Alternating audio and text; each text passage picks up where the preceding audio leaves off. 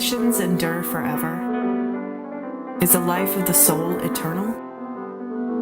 One artist brought such boundless spirit into our world. His name is Durdy Bayramov. In his black and white photographs, we find permanently imprinted the history and culture of Turkmenistan. Children at play after school run swiftly home upon hearing their mother's call. What games did they play? Who did they become? Hear Turkmen girls' playful laugh as they sway on a traditional swing. Kurban Bayram is in full celebration.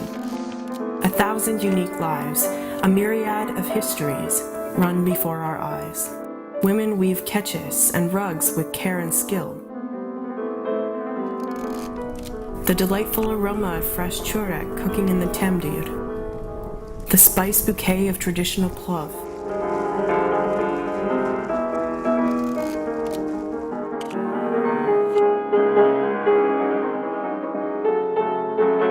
The wise Aksakal continues to play his beloved dutar in the desert.